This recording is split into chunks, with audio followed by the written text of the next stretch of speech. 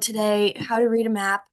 And so I'm going to start off. I'm going to post the link for the CFM resources in the chat if you haven't already downloaded them.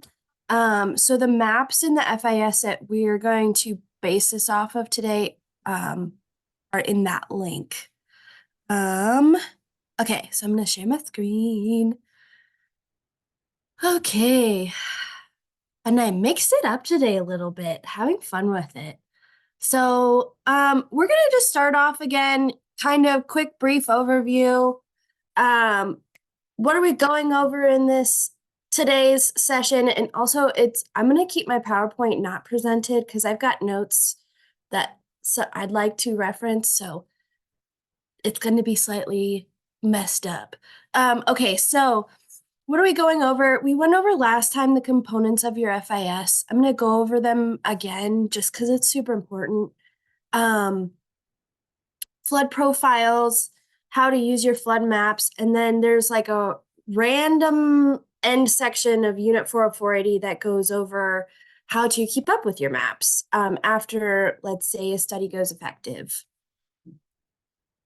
Okay, so went over this last time, but your FIS is your place to find all the things that is relevant for you to know to do your job.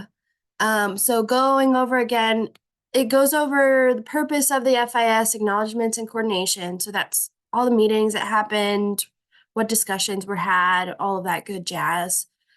Section 2 goes over background info on the community demographic, where is it located, what kind of historical flooding has happened, and a whole bunch of that style stuff. Section 3 is engineering methods. This is where you're going to find all your tables necessary for today. So summary of discharge tables, floodway data tables, or no, sorry, not floodway data tables. So this is your summary of discharge tables, tables related to HECRAS modeling, any unique situations that happen during a study, tables related to survey or gosh, there's so many. So that's what this section is in. Section 4 is your flood maps. So how were they created? And again, this section should go over, were there any quirks that happened during the mapping phase? What are they and why? And then this section is actually the one that includes your floodway data tables. Section 5, data related to flood insurance. I will fully admit I have never messed with this section ever. And then section 6 is the maps. So they look like they're separate, but technically, if you refer to a flood insurance study, it refers to everything related to it. So, okay, and I switched it up a little bit. I'm going to start out, this PowerPoint was kind of in line with 480, but I'm going to move around and I've got questions throughout this. So I'm hoping, I would love participation, because if not, I'm just talking to myself. And we all know I already love to do that, but I would love to not right now. So we're going to start off with lake elevations. Let's talk about lakes. So one of the things that you'll notice in here is there are different spots to find different types of elevations. So for lake elevations, in your section 3 engineering methods section, you will find, if you have stillwater elevations, you will find that in that section. So the best place to go for base flood elevations for lakes is the FIS. So the summary of stillwater elevations is your best example. And so I put this picture in here.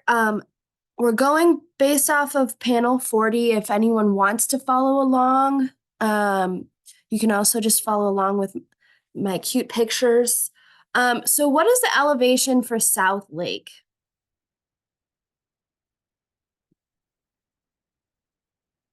I gave away the answer. Oops.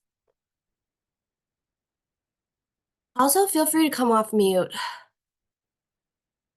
I haven't seen anybody put anything in just yet. Hold on, they're all probably trying to look at your summary table that you have on your. Oh, Okay, maybe I should present. yeah. Is it too small? Oh, wait. Mackenzie put an answer. Yeah.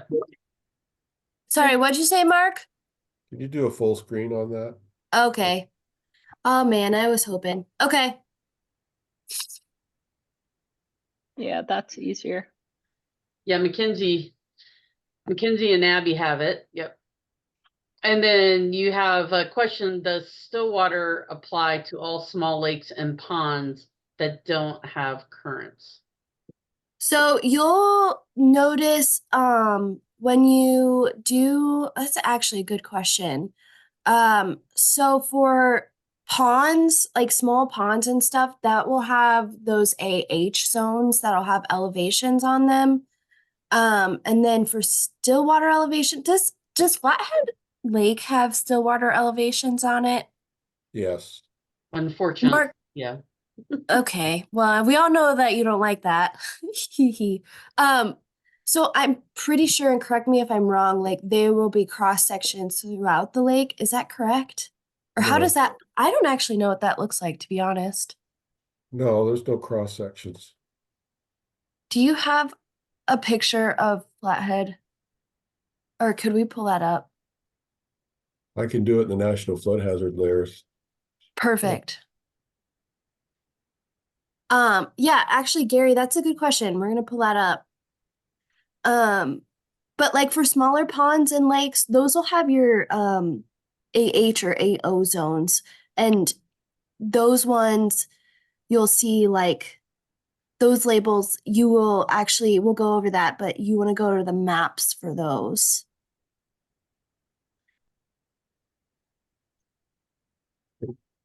I have the Okay.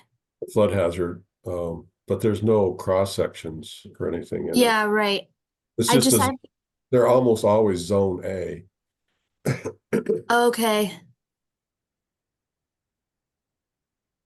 But I can't think of one that isn't a zone A. Okay. Yeah. They might be zone A, but every once in a while there'll be an elevation in the FIS. Yeah, there'll be one in the FIS, and on the map, there could be an elevation given on the map too. Yeah. My mouse went away. Okay, and then to ask, sorry, my mouse went away. Gosh, I hope I don't. Gary's asking, would Lake Erie be considered a stillwater lake?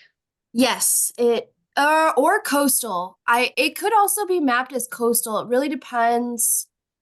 I think the Great Lakes are actually mapped as coastal because they have such large wave action. Now, Lake or Flathead Lake, as Tracy mentioned, she would love to have that mapped as coastal, but unfortunately we don't right now.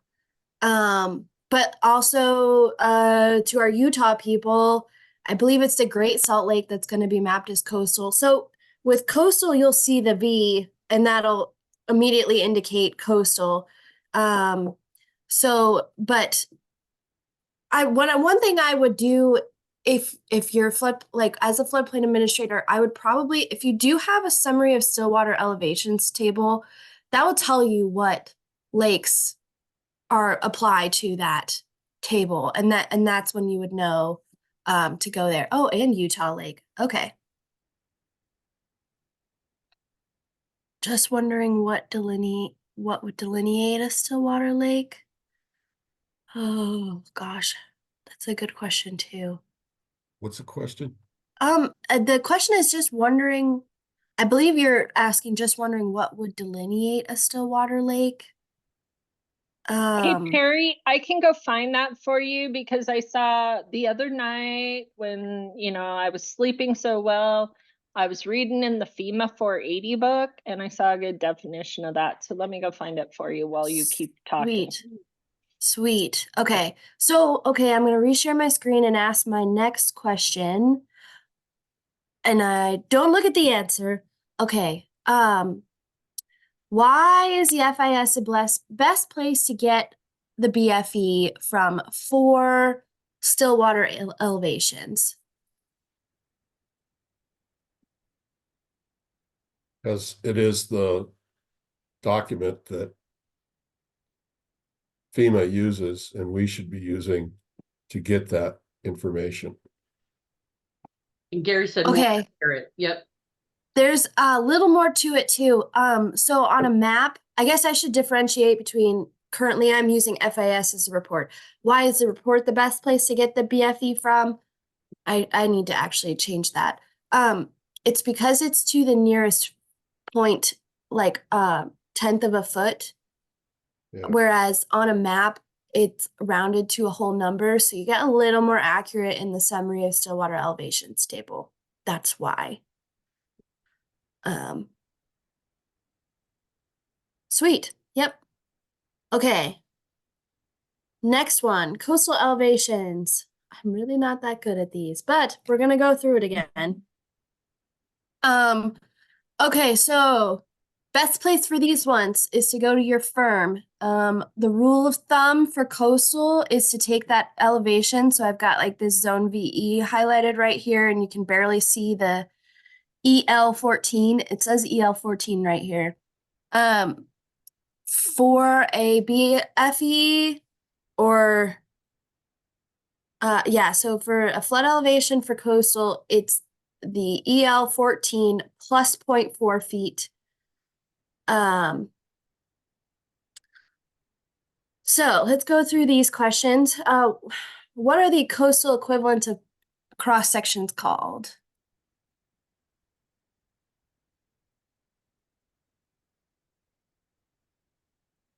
Yep. Gary, I'm not sure if I understand your right for riverine only correct. Transects. Oh, Andrew, hello.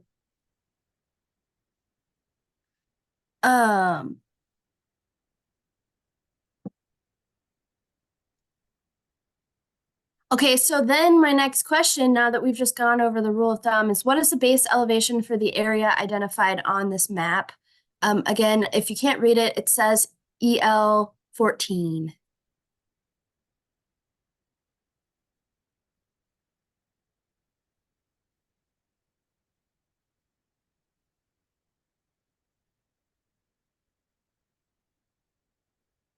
Correct. Yes, the most accurate information for coastal areas comes from the firm.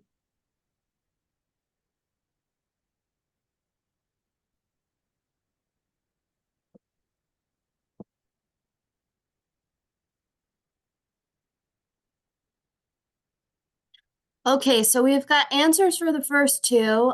So the coastal equivalent of cross sections, which hint, hint, wink, wink, remember this, is called transects. And then the base flood elevation for this area identified on the map would be 14.4 feet. Because you're adding the 0.4. Okay. And so I'm going to go back to my notes real quick. We are on panel 40 still. And so if you have that open in front of you, there is a site located 1,000 feet south of the intersection of Flow Lane and Viewway. I'm trying to get you into this dashed line area. What type of area is it located in?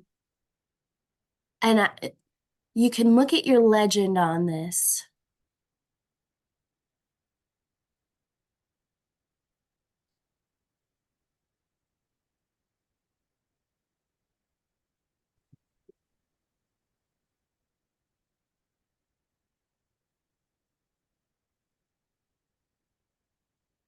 And I lovingly do not have my paper copies at home.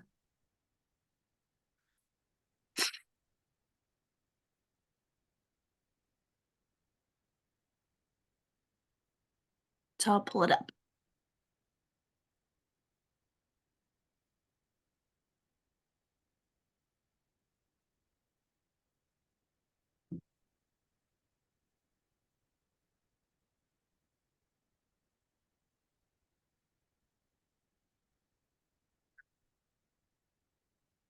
Any thoughts?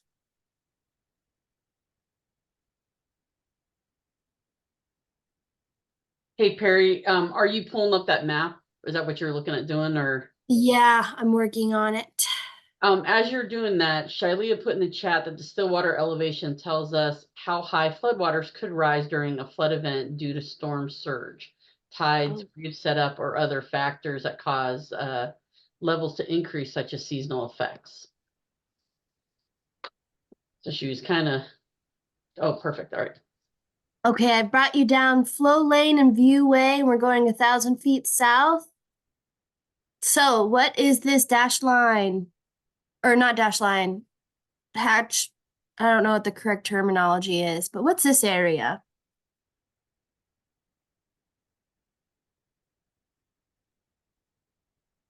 Okay, I will take you to view the legend just to help out. Oh my gosh.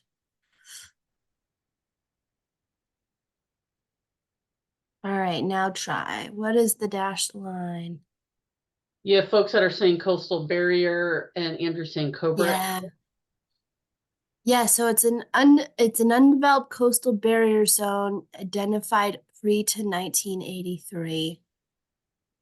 So that's one of the questions they'll ask you, and just stuff like that. What is what? Okay. Going back to my PowerPoint. They're actually they're going to get a little bit deeper in those Cobra zones. And they're going to ask you about, can you develop on those? Can can you build on those? What are the requirements? And then I think if I remember, there was even something related to insurance. Yeah, and I think kind of, zones. I think, correct me if I'm wrong, but either that coastal video or Unit 5 that Brent is teaching, plug for Brent, will go way more in depth.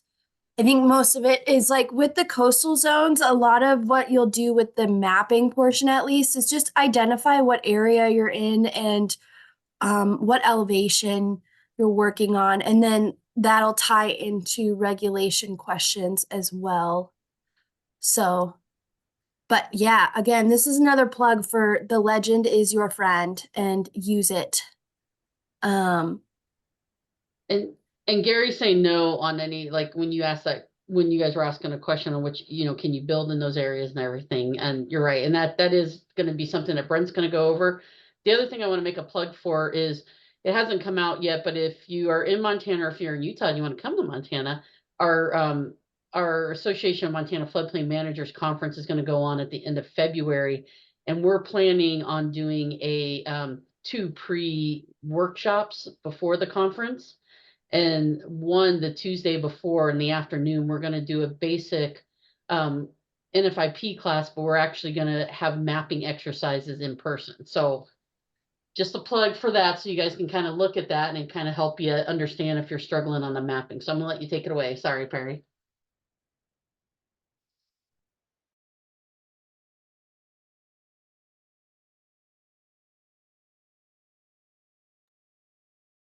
I think you're on mute if you're trying to talk, Peri. Counts for I shouldn't be muted. Am I muted? Not now, we can hear you now. Okay. And just so you know, like the 0.4 adds for the uncertainty in wave run up, which is why they add that 0.4 feet. Okay. So next one, we'll go into this one. If anyone's following along, I'm on panel 38. Okay, so AO and AH zone elevations. So these are different from Stillwater elevations, like Gary was asking a little earlier. They're a different zone. And okay, so I'm going to run through my questions. What is established in an AO zone? What is that? What does that zone stand for? And we have our little song.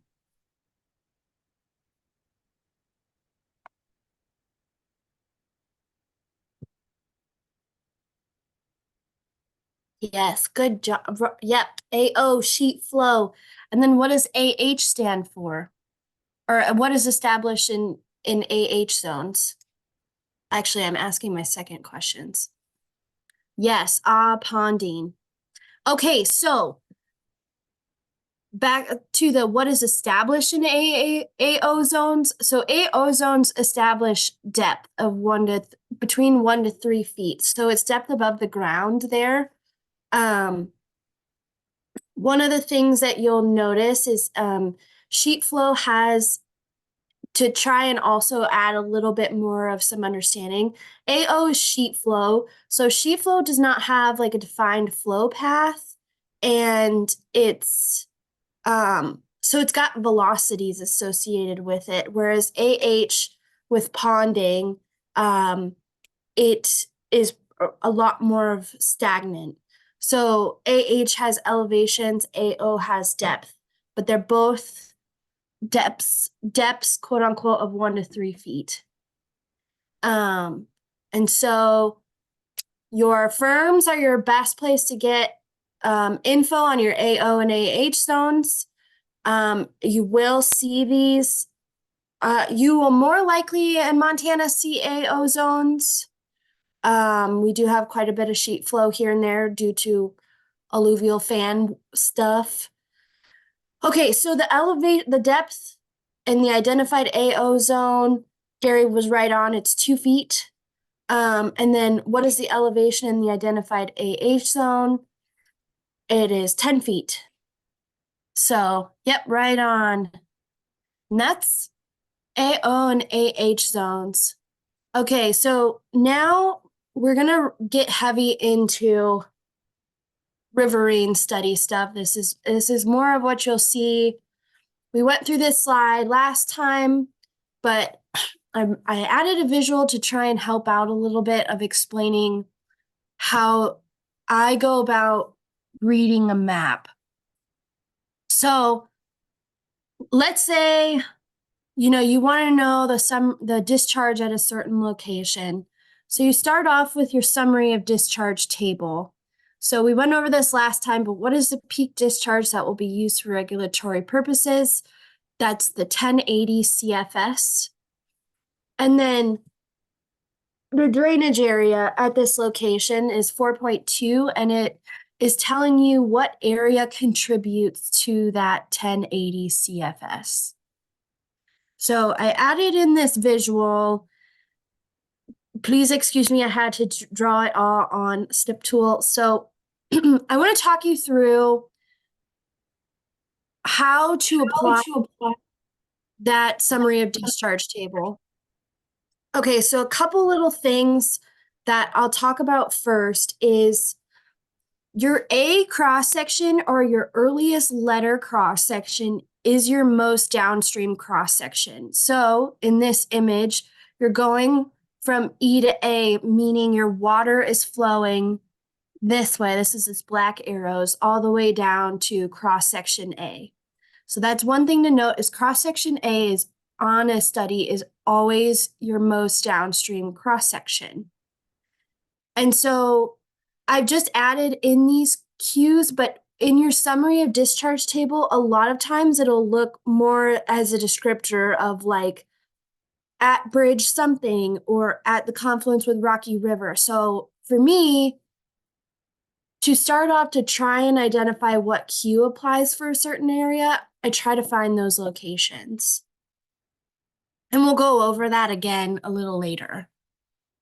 So going back to this slide, and I've tried my best to come up with a way to explain it, but what is happening with the summary of discharge table is you have multiple locations. So we can say at St. Regis here, and then at Bridge here.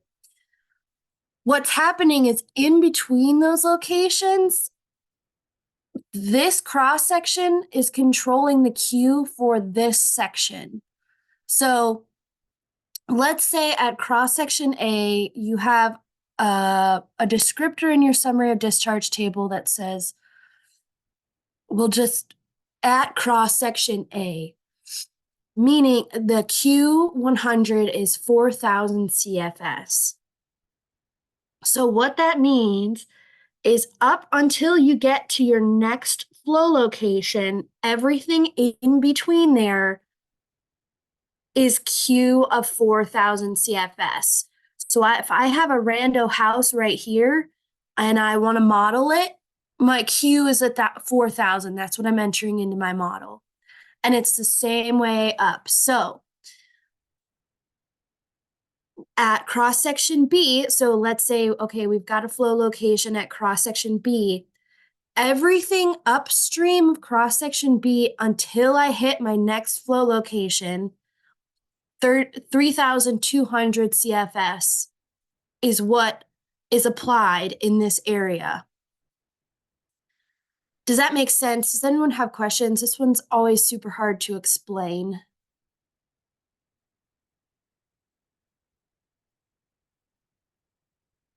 Okay, I don't have questions right now. All right, well, we can, if people have questions later on this one is always hard. We can come back to it. But, oh, we've got a chat. Got it. Okay, cool. All right, so we're gonna go through the floodway data tables. I'm gonna go through these, have a little, oh gosh, come on, please work. Here we go. Okay, so I have this little visual that FEMA generated forever ago. We'll go through it real quick. So your floodway data tables are where you only have the floodway data tables where you have floodway. So it runs through the cross section. So this is your cross section lettering. What letter is it? It'll run through the distance. So this distance is from a starting point annotated down at the bottom of the table. And it's the distance to that cross section, and it adds on from there. So this distance could be 4,000 feet. And then if you hit B, and let's say there's 1,000 feet in between B and A, your distance will be 5,000 feet. So that's something to note. The width of your floodway, it talks about the width of the hatched area. That's what this is telling you. And that's just in linear feet, so it is truly just the distance from here to here. Your section area, it talks about, it adds in the depth into that width. So the area of the floodplain right here, or floodway right here.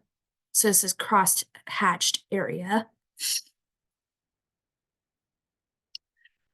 Mean velocity, this is velocity. So your discharge is your discharge is area times velocity. So this one doesn't take into account velocity doesn't take into account area. So it's just how fast is the water moving through that section. Okay, so these are the ones that we care about. This talks you through your base flood elevation. And again, one thing to note in your floodway data table is what datum are you working in. So the newer datum is NAVD. This one's in NGVD 29.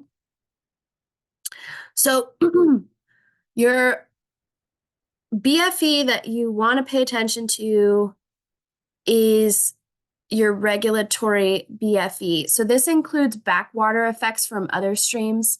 It's super important at confluences because you usually get backwater effects when rivers meet other rivers. So that's what this regulatory column is. So without floodway, so the base flood elevation does not account for backwater effects from other streams. I honestly, to be very frank, don't know when you would use this column, but if you wanted to know, I guess it's if you wanted to know how the other river may be affecting the stream that you're working in. And then with floodway is your floodway flood elevation. So it's telling you what the elevation is with the floodway. And then your increase is the difference between your floodway elevation and your regulatory. So it's how high is the surcharge. And so, yeah, so it's what's the difference between this column and this column? Okay.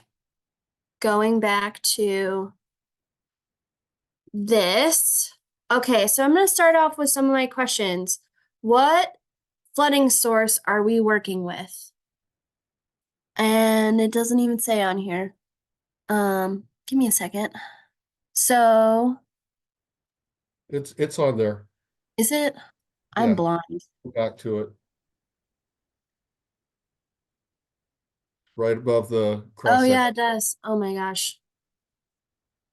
Okay, it's on there. What is the flooding source we're working with?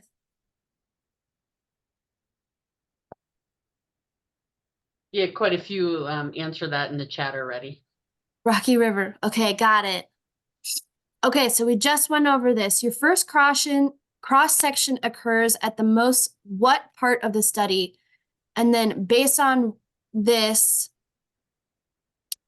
what direction does water flow? And this is this question is referring to actually using the panel. So we're on panel 38.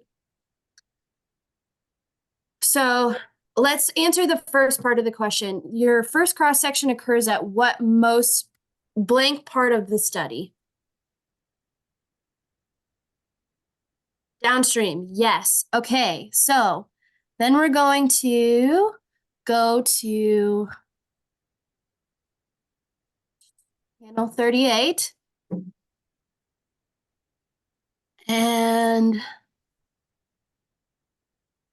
that's 40. This is 38. Okay, so based on this map, what direction is water flowing? Up is north, down is south. I know. This is Rocky River for ease.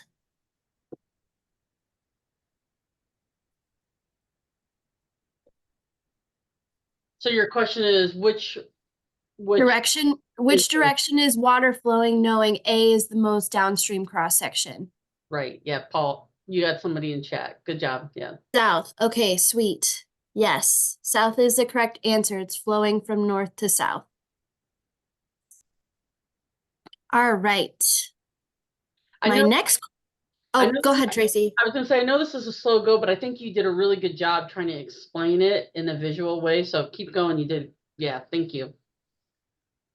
Okay, I'm trying. This is a revamped version slightly. Okay, so all right, my next question is what is the distance of cross section G from the county boundary? And what are the units? What units are we working in?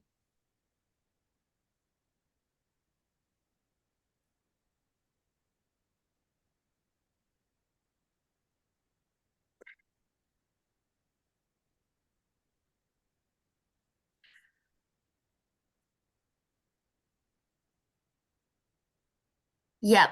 Tom, you're right on. 14,513 feet above the county boundary. So it's in feet. Okay, and then my last question, if you want to pull out a calculator, is what is the distance between cross section C and D?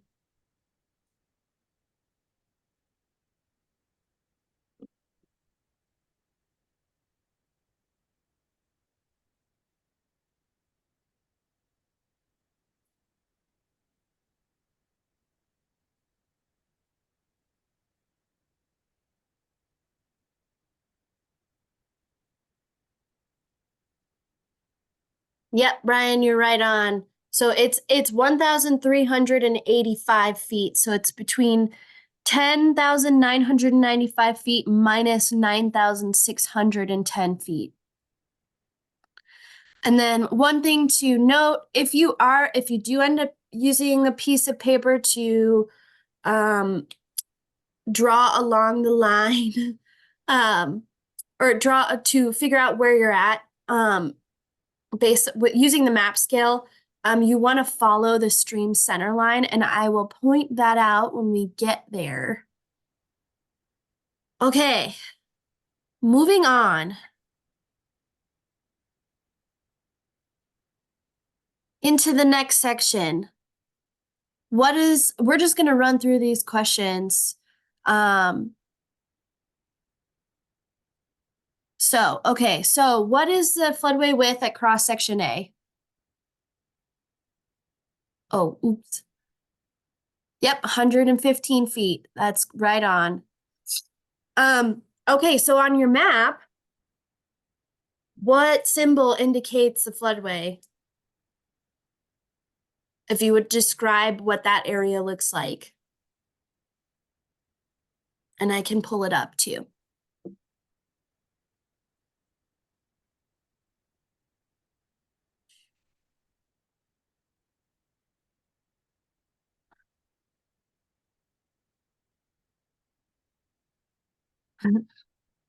Gray.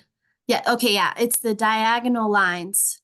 That is absolutely correct. That delineate, yep, gray with hatching, that is correct. So it's this little area right here. You followed along. And then I do want to point out this line right here, that's your stream center line. So that's what you would follow if you're trying to find something along the distance of the river. Yep, hatching. Okay, going back. And popping back up. What is the mean velocity at cross section F?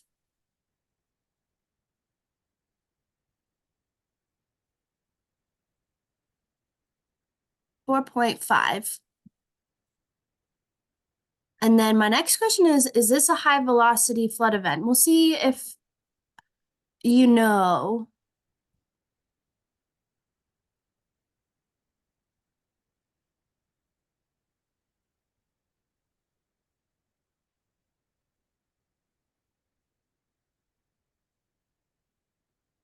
Correct, Paul. It is not a high velocity flood event.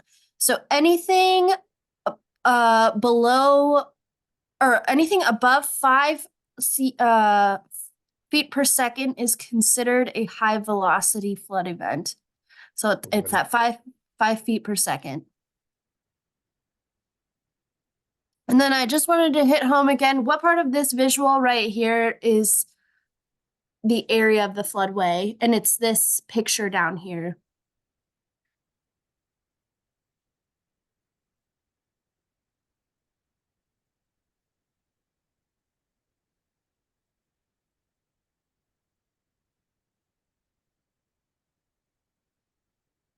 Yep, it's that gray section right there. That is considered the floodway.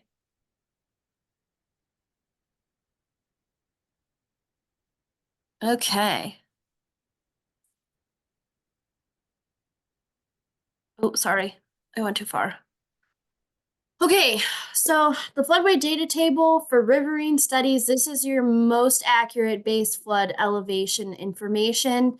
Now, if you just have zone AE, your flood profiles are a lot better. But if you have a floodway, your floodway data table is good for that. One thing you'll notice, but I'll call out, is your floodway data table is only good for sites on or near a cross section. So if you're not on or near a cross section, you're going to scoot on over to the flood profiles next for your elevation information. Okay, what column is used for the regulatory base flood elevation?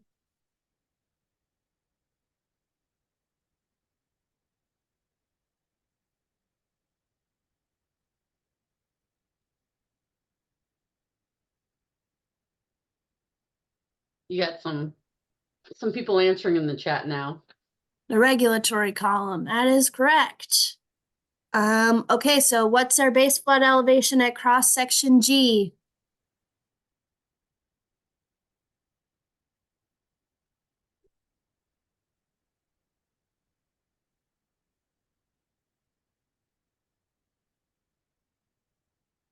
Yep, 11.6. Okay, what does the increase tell you? What does that increase column tell you?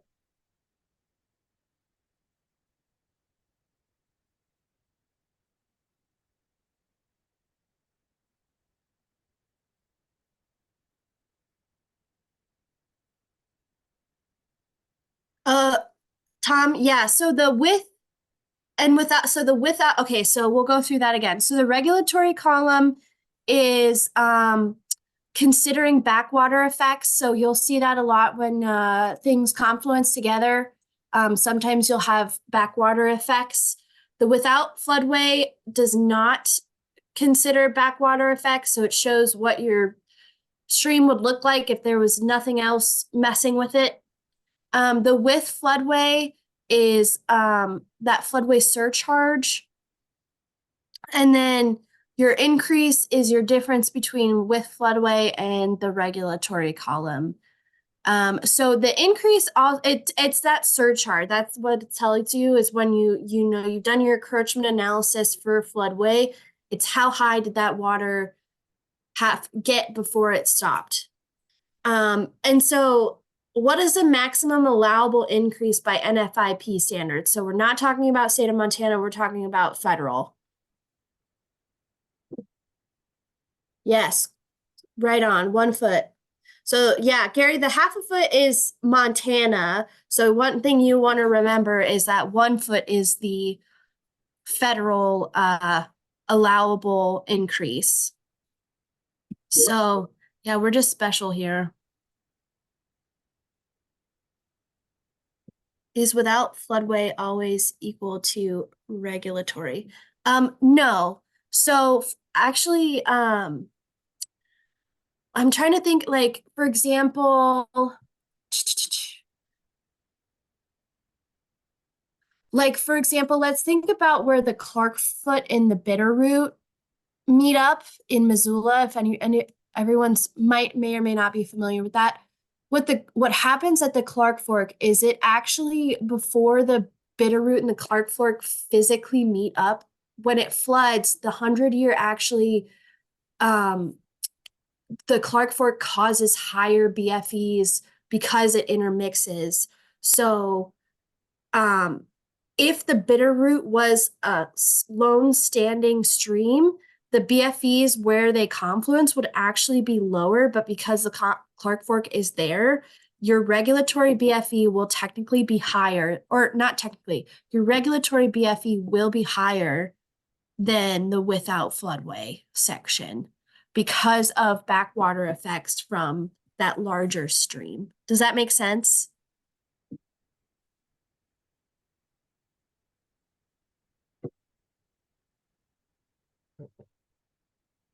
Okay. Well, okay, so moving on. All right, so we're gonna review this just because this is a big deal. So, places to find BFEs. Your first place for riverine floodplains, if you have a floodway, is your floodway data table. Again, this is only for sites on or near a cross section. If you're working in AE or not near a cross section for the floodway, you're going to move to your elevation data from the flood profile. And your last place is your firm. For lake elevations, again, that's that zone A that Marc talked about. In Montana, it's going to be, I know for sure, Flathead Lake. You get a summary of still water elevations table to find out what lakes have still water elevations. You can also go to your FIS and there will be a table and familiarize yourself with that. And then your AO and AH zones, it's your firm. And then your coastal floodplains is your firm plus 0.4 feet to account for wave action. Okay. Has everyone that wanted to screenshotted this slide? I'm going to move on. We can also send this out. So if you don't have it. Okay, cool. Okay, wait, if I'm going to send it out for you. Let me get a screenshot. Oh, I was gonna say we could just send out the whole PowerPoint. But Okay, did you screenshot it? I screenshotted, thanks. Okay, cool. Hey Perry, I might have missed this, but when you say floodway data table, this is only for sites on or near the cross section. How close is near a cross section? I don't know, a couple feet basically, like not Not like much, 100 feet. and maybe even less than that. It's good. I also recommend if it's like near a cross section to kind of intermix using your floodway data table and the flood profile. Because like 100 feet can actually cause quite a bit of change. So it's really dependent on, I would recommend using those in tandem. Yeah, you've got to look at your flood profile in the FIS to see how much does that change. You know, each square is worth like 50 feet or 100 feet, depending on flood profile. So you got to look at that and see, will it affect it if you measure that distance out? So you got to use both. Basically. Yeah. Okay, so moving into using flood profiles. So, and so the flood profile, I'll go into, this is another, how do we know where water is flowing? So imagine it's flowing from right to left, and I'll pull up. Gosh, these screen controls are so annoying. Okay, there we go. Here, we're in here. Okay, so I'm gonna go down to flood profile. I'm sorry, this is so slow going. Okay, so water is flowing. Again, you've got your cross section A, so water is flowing downstream towards A, so it's flowing from right to left. So it's going, and another thing to note is water is always going towards the 0 mark. So that is one thing to look at. Okay. Using info on a flood profile. So we'll go over these. So you've got a couple things that it's telling you. So you've got your 1% annual chance profile. It also has all of these other profiles. So it's got your plot of your stream bed. The stream bed has this little symbology on there. It has the locations of your cross sections. So the little it's got the cross section location with a letter in it. It calls out roads that cross a river. So it's got locations of roads and then culverts and bridges. One thing to note is bridges are depicted with an eye. And as we went over before, the lower cross of the eye is your bridge low chord. And then the upper cross of the eye is the roadway, top of roadway. Your x-axis, as we saw, is stream distance in feet above whatever the boundary is. So again, that boundary is called out in the floodway data table. It'll also say sometimes in the flood profile where that is. And then your y-axis is showing the elevation in feet. And again, this is another plug to make sure you know what datum you are working in, and it is labeled on that y-axis. Oh my gosh, I have 10 minutes. Woo! Okay. All right, Mark. We are now in the visual that we made, which is here. So everyone, we're on panel 38.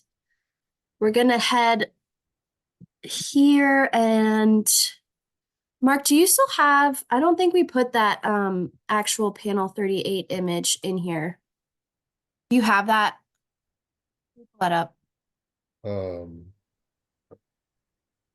I believe so. Just a second. Let me get to it. Okay. Yes, I do. Okay, sweet. I'll just have the PowerPoint still. I'll have the PowerPoint in my pocket and we can go through the questions. Want me to share it? Yes, please.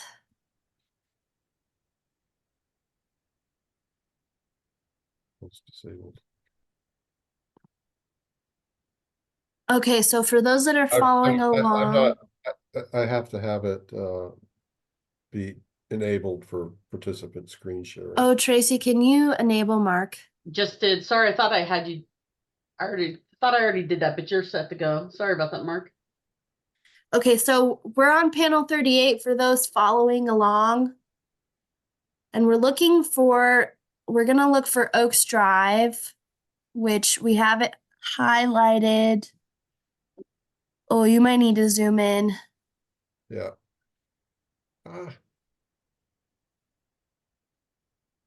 I gotta move some things around so I can see it here. You're good. Shoot. Now, what did you want? We're looking for Oaks Drive Bridge, so that highlighted area you had. Yep. On all? Yep. Okay, so that highlighted area is Oaks Drive Bridge, just for ease of getting through this section. What cross section is near Oaks Drive?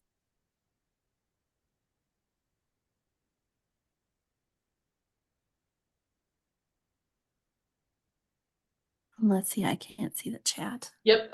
Paul saying C. Yep, okay, so you're near cross section C.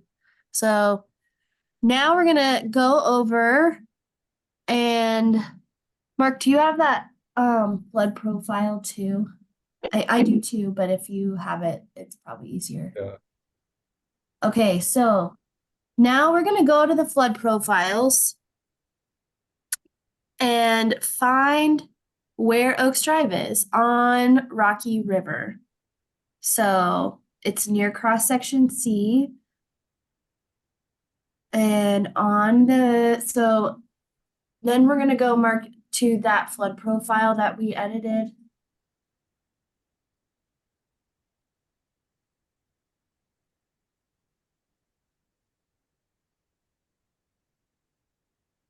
Where is it? Right. We can also use this floodway data table here for a sec. Let's stay here for, oh, go back. Okay, so my next question is, what is the BFE at, oh. So let's go with what's the BFE at cross section C? This is from this floodway data table. 10.9. Yeah, good job.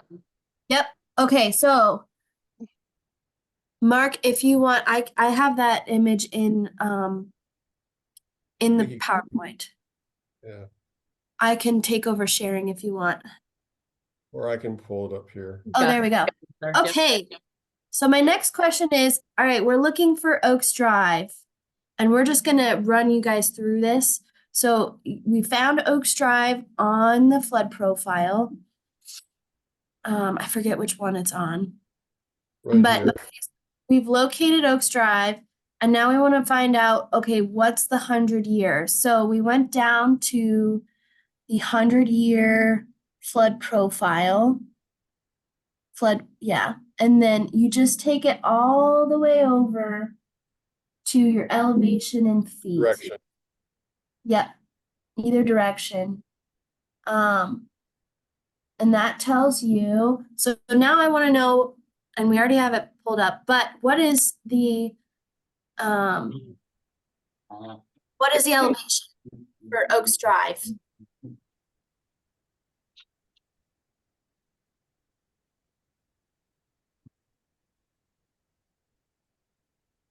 And just so you know, every square is 1 foot. John has 11.5. Yep, I had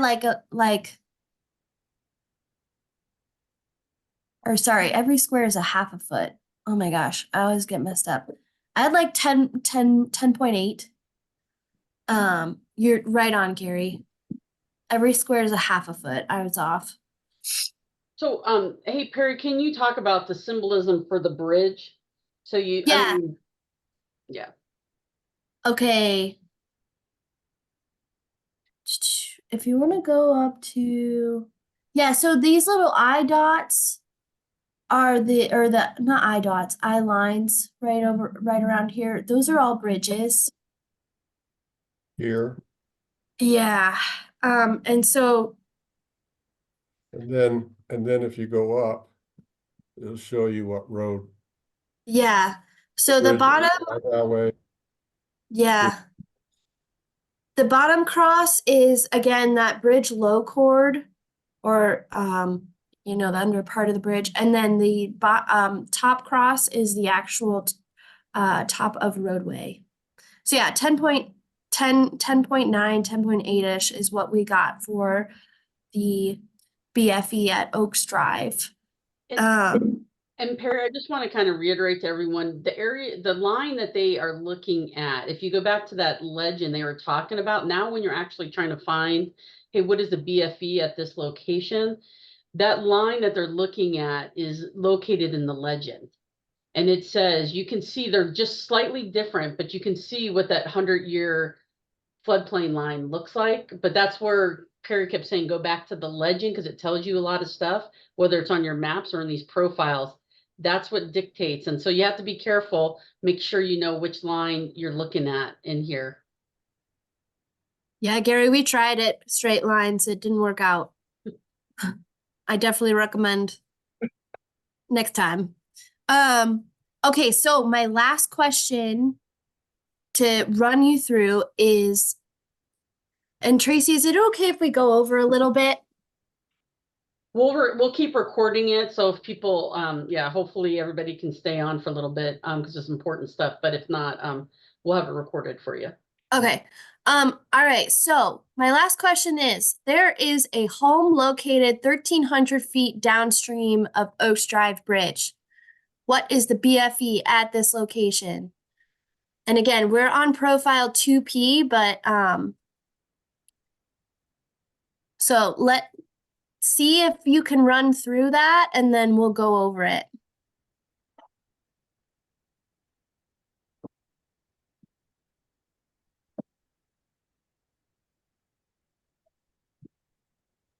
So just for clarification, you're looking for a home 1,300 feet downstream of Oaks Drive, correct? Correct.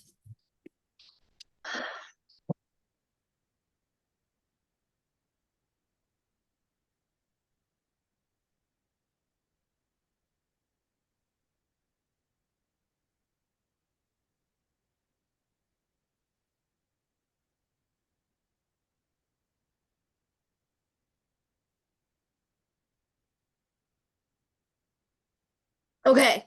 I think for purposes of time, yeah, we'll run through it. Paul, you're fairly close, but right on.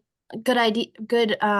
So what we're gonna do, okay, so we have located Oaks Drive Bridge, which is this River Station 8840 line. We're gonna take 8840 and subtract 1,300 and follow that down using the x-axis.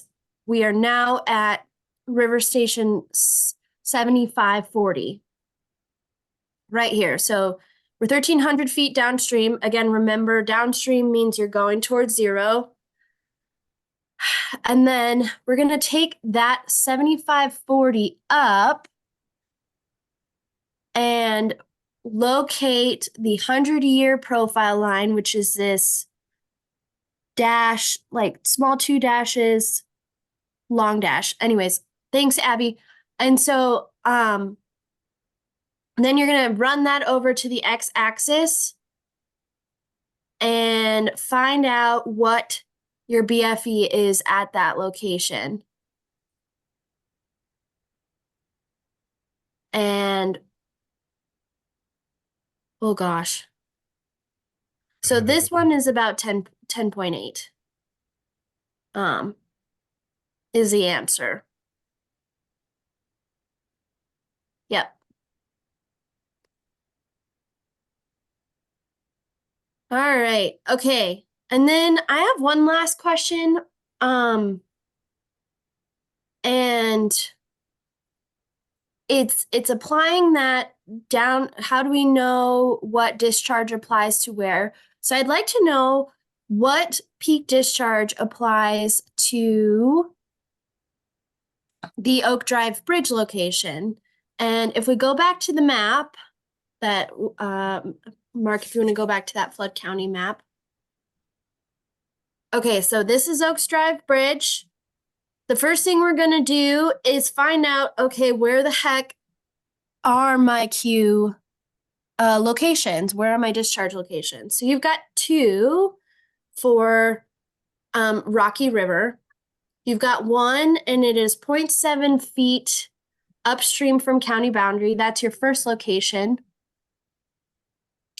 And then your second location is on panel 40, I believe.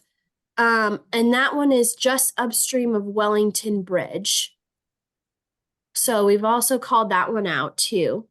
So this spot is upstream of the Oaks Drive Bridge location. So which spot would, so what discharge applies for the Oaks Drive Bridge location? And I will help you out. Oh yeah, let's go to the summary of discharge table.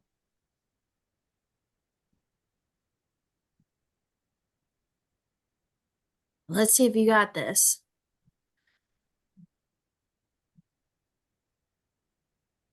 We could start off with which locator would actually the discharge apply for. So would it be approximately 0.7 miles upstream of county boundary or just upstream of Wellington Bridge?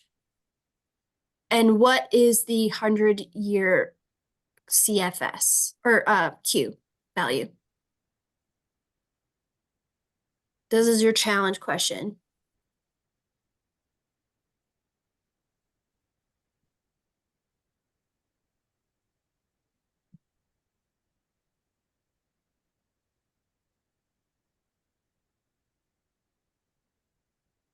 Right on, Brian. 3950. That's the correct one. We'll go through why. Okay, so 3950 is your answer. You're using approximately 0.7 miles downstream. So Wellington Bridge is upstream of Oaks Drive Bridge. So remember, when you're trying to figure out what Q applies, you're going to that downstream location. So you've got, and Mark, if you want to just use your mouse real quick.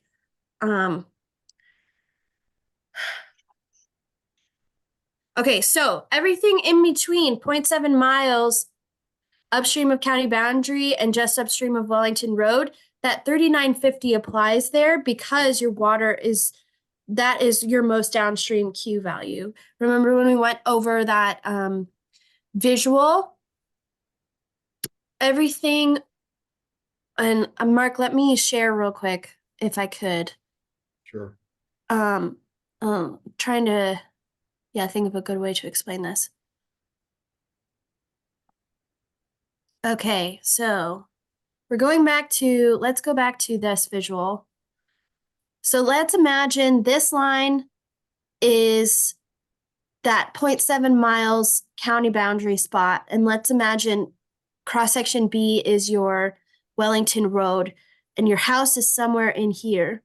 So remember, the Q for that most downstream locator is what applies in between until you get to your next locator. So that's why that 3950, which is what the 0.7 mile 100-year is, applies to that Oaks Drive Bridge location.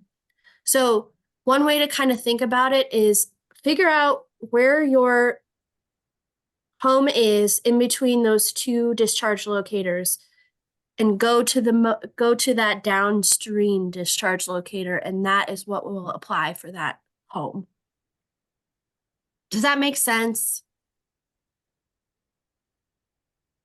I hope so.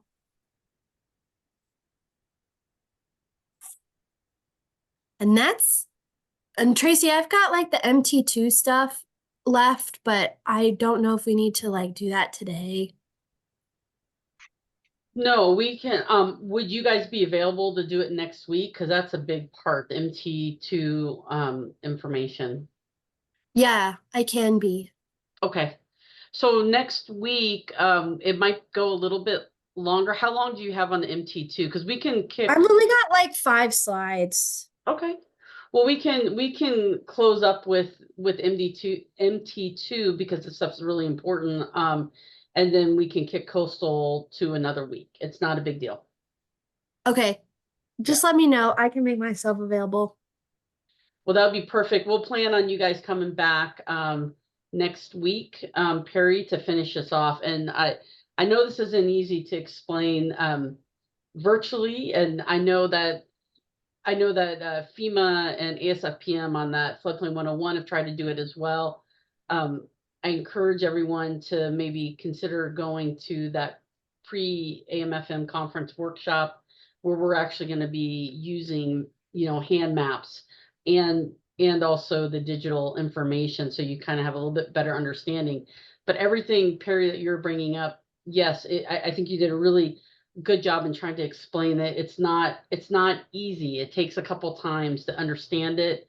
Mapping and mitigation are probably, if you're looking at the certified floodplain manager test, are probably the 2 hardest sections.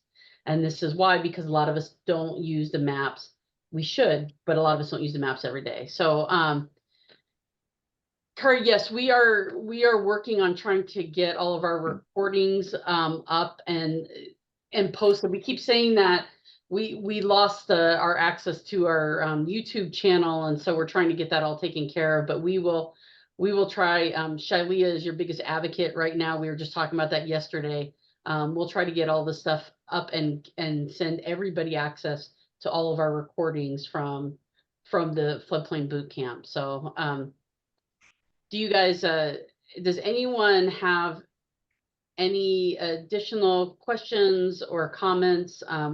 Appreciate you guys sticking in just a few minutes over. And next week, we'll just finish this with Peri. So we'll keep it as a shorter one, just so we give you guys enough time to answer questions. And then we'll put coastal on another day. I know we have some stuff kind of laid out. But if you guys have any other questions, we'll stay on. If not, thank you guys so much. Yeah, I agree, Tom. Great job, Peri. And yeah, thank you for going over it and preparing all that information, Peri and Marc. It's very helpful. It gets better every time.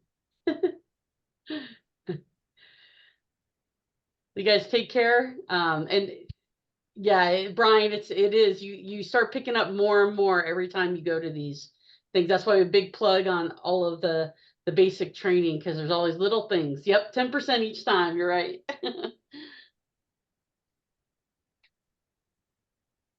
And take a look at that link for that Floodville. If you guys are using that FEMA 480, they have a lot of good mapping exercises in there, and they're still relevant. So you have all the materials. Look at that FEMA 480. They always at the end of each section, they always have questions. Look at the mapping one. And a lot of the stuff that Peri was putting together, very similar or maybe even identical to some of the stuff that they're asking at the end of that FEMA 480. Best way to kind of learn how to use these materials. It'll help you in your day-to-day job, and it's going to help you, especially if you're looking at taking that certified floodplain manager's test. I'm going to stop the recording now.